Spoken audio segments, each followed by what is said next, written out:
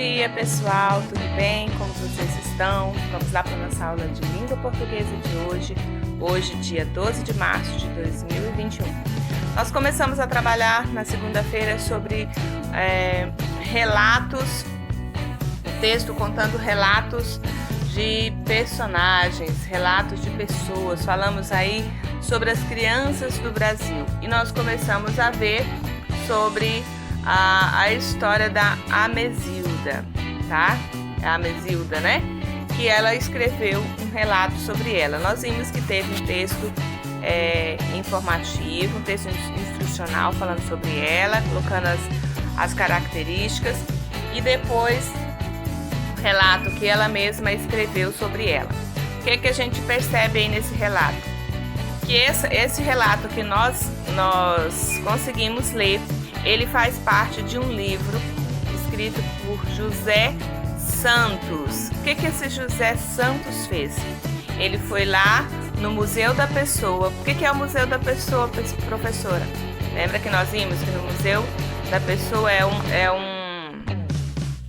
espaço reservado onde as pessoas podem fazer vídeos, pequenos vídeos, fazendo o seu relato pessoal, falando de alguma coisa, de alguma fase, contando a sua história, e fica registrado.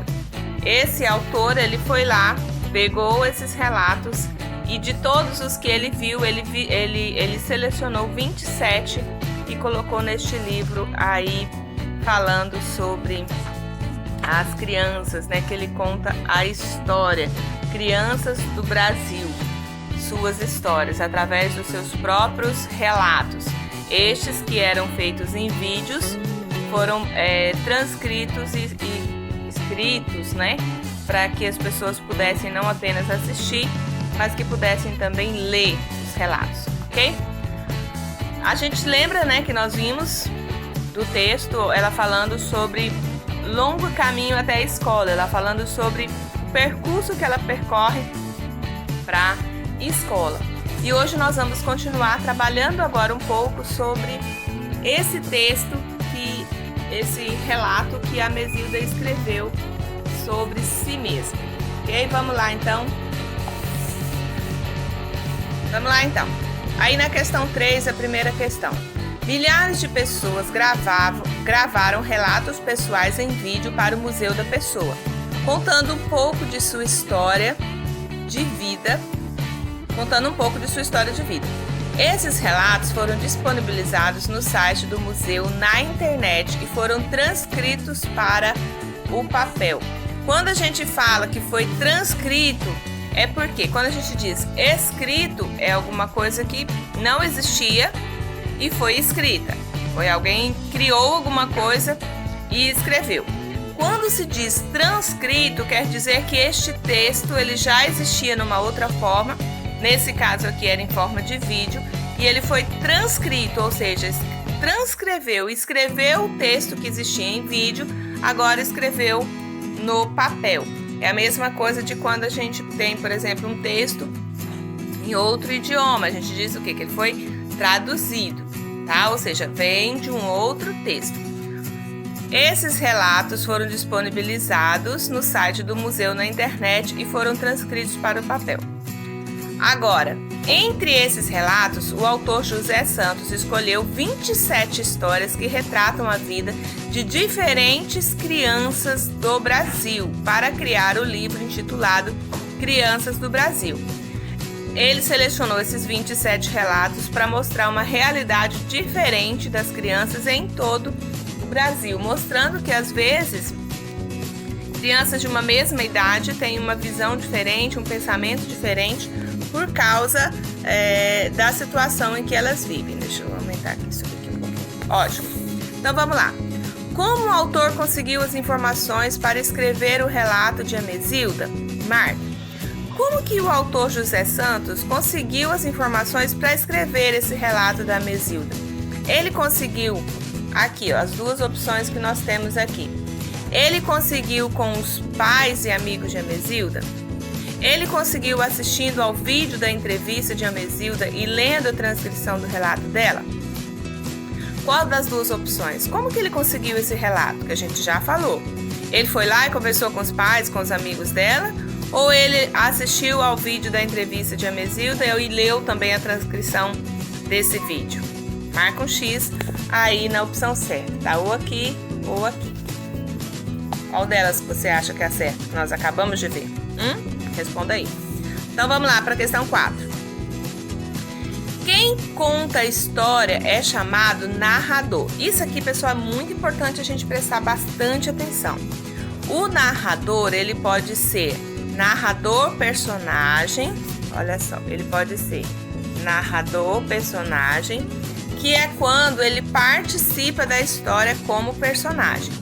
Ou ele pode ser narrador observador, que é quando apenas narra os fatos vividos pelo personagem. Então preste atenção. Quem conta uma história, quem relata uma história, escreve ou fala ou grava, né? Contando uma história, ele é o narrador. Narrador é quem? Quem conta a história. Neste caso aqui nós temos esse autor que escreveu os livros, né? Que escreveu o livro Crianças do Brasil, que é o autor José Santos. Neste caso, ele está contando uma história, então ele é o narrador. Só que o narrador, ele pode ser de duas formas. Ele pode ser o narrador personagem, que é quando, ao mesmo tempo que ele narra a história, ele também é um personagem dessa história.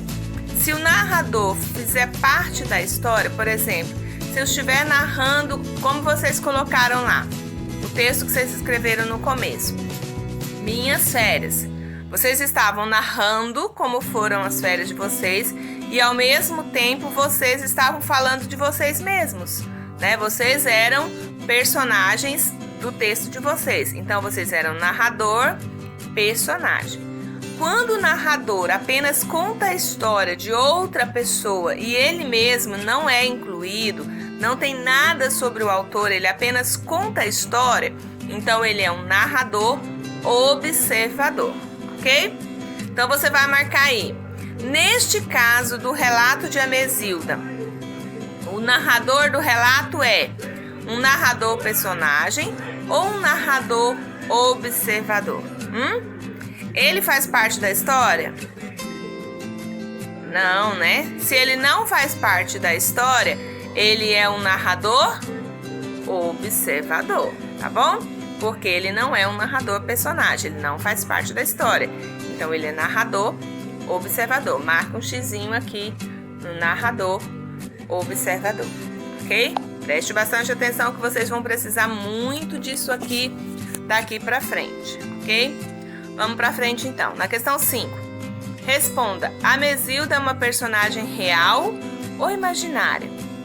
Pelo que vocês viram aí, os relatos pessoais, Amezilda é uma personagem real? Ela realmente existiu? Ou ela é uma personagem imaginária?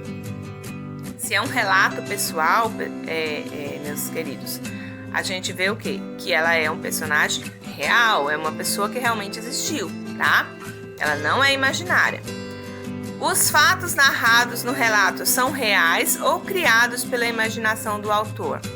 Estes fatos que foram narrados no texto que ele escreveu do relato de Amezilda, O Longo Caminho para a Escola, são fatos reais ou são fatos que o autor imaginou e criou? São fatos reais, né? Os relatos pessoais normalmente apresentam datas e nomes de lugares. Escreva. Os relatos, normalmente ele vai apresentar informações como o nome da cidade, o lugar aonde a pessoa mora, né? No caso, o lugar. Vai apresentar datas, certo? Porque são situações reais. Então, vamos lá. Na letra A, o nome da cidade onde a menina mora. Qual o nome da cidade que ela mora? Volta no texto lá da página 10 e 11 que vocês vão descobrir em qual cidade ela mora. Qual é o nome da escola da Amezilda? Lê o texto, o relato que ela fez e que o autor colocou lá no livro, que você vai ver o nome da escola, tá lá no relato.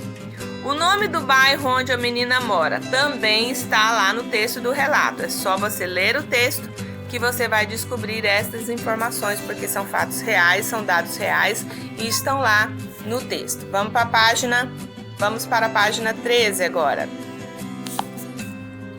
Aqui na página 13, a questão 7. O que é possível saber sobre a personalidade da menina lendo o relato dela? O que a gente consegue saber?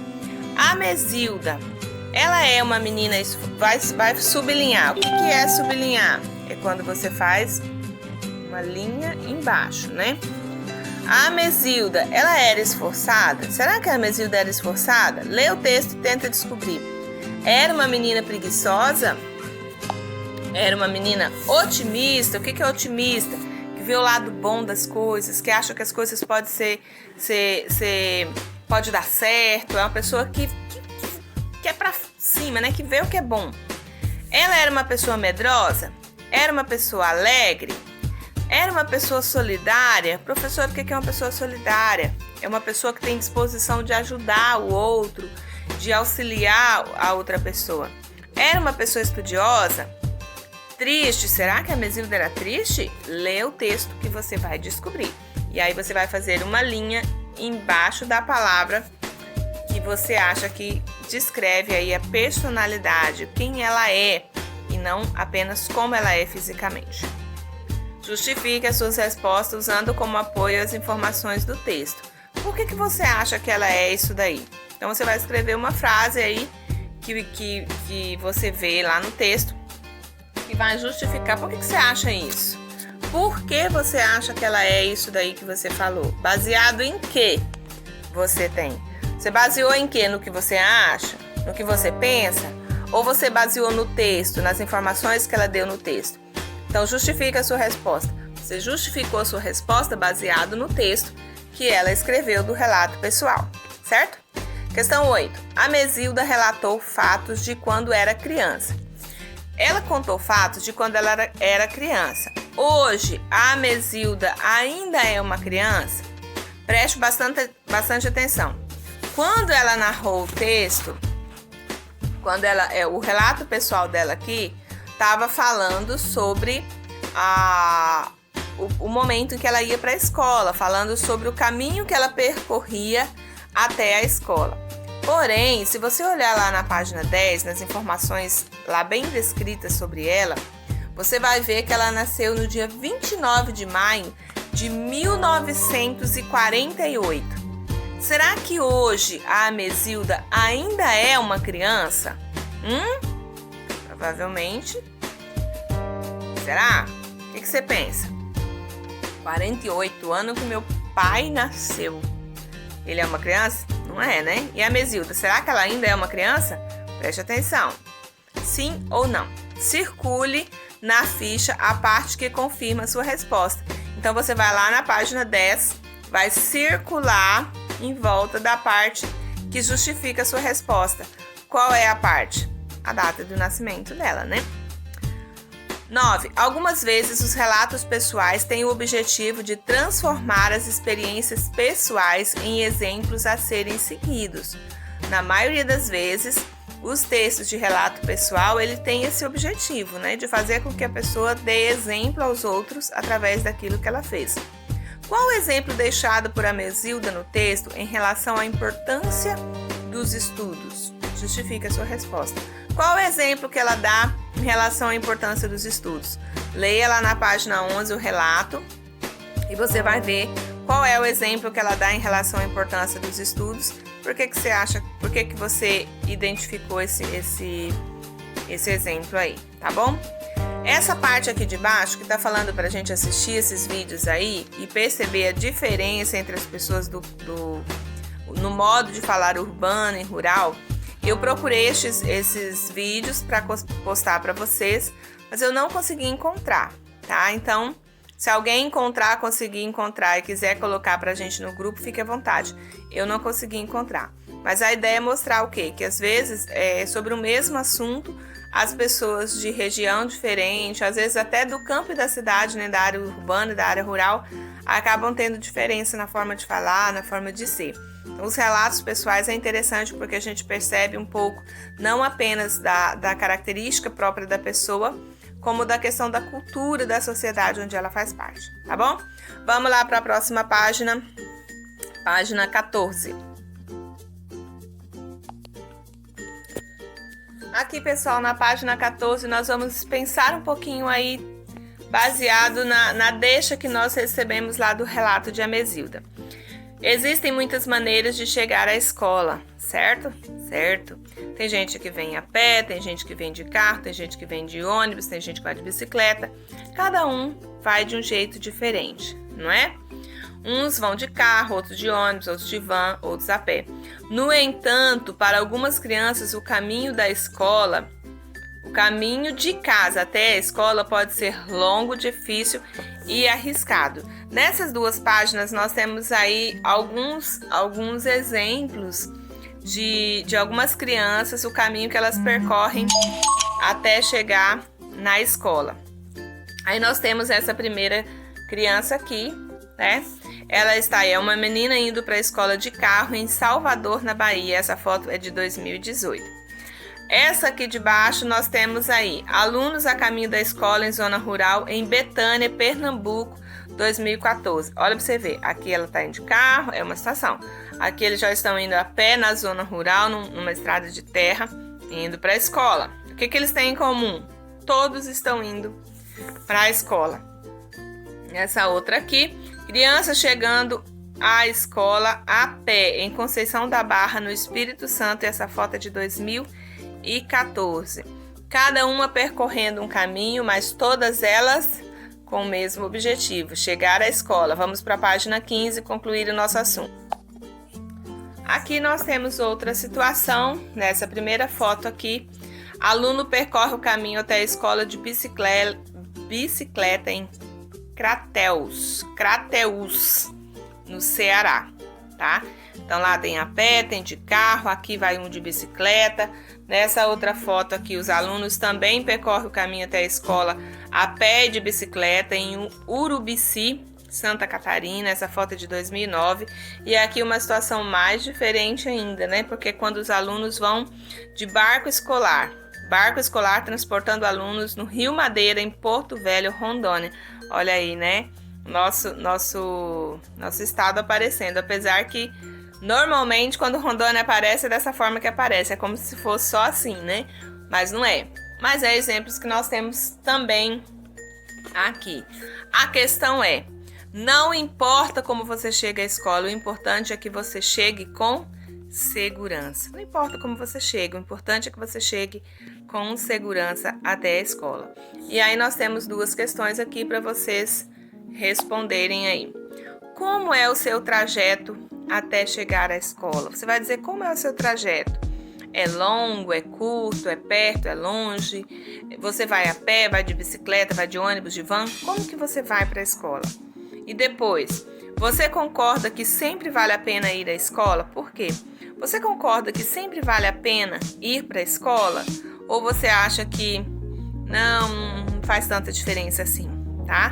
Daí a sua opinião, coloca concluindo assim o nosso assunto de hoje, tá bom? O importante é estudar. Nós não estamos conseguindo ir para a escola, né? Então, nosso trajeto para a escola agora é através das nossas redes sociais aí, do nosso celular, do computador.